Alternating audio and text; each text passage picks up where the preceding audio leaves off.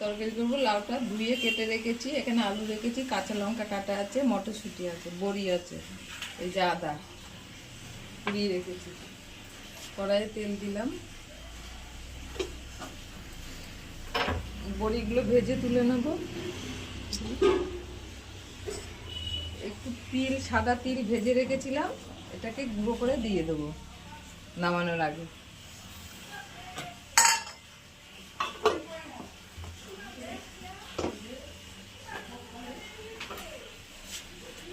বন্ধগুলো তুলে ভেজে তুলে নেবো।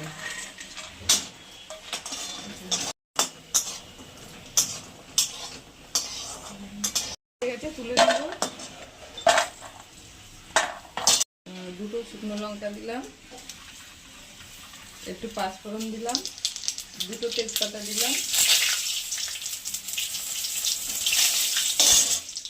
এবার আলুগুলো আগে একটু ভেজে নেব।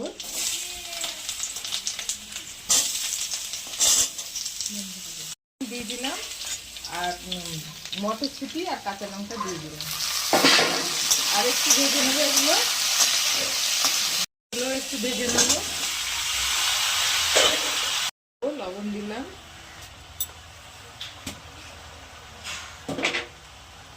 হলুদ দিলাম। নিরামিষ তরকারি করবো, একটু চিনিটা দিলাম, আর একটু কষিয়ে নেবো, নিয়ে তারপর জল দেবো।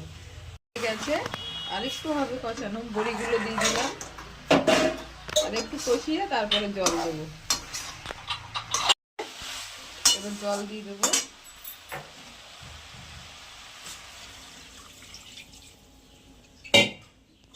জল দেওয়া হয়ে গেছে, এবার ঢাকা দিয়ে দেবো একটু।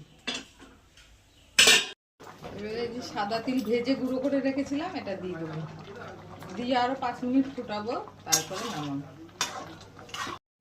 আর একটু সিদ্ধ হবে লাউগুলো, তারপরে নামিয়ে দেবো। লাউগুলো এখনো সিদ্ধ হয়নি। হয়ে গেছে লাউয়ের ঝোল, নামিয়ে দেবো।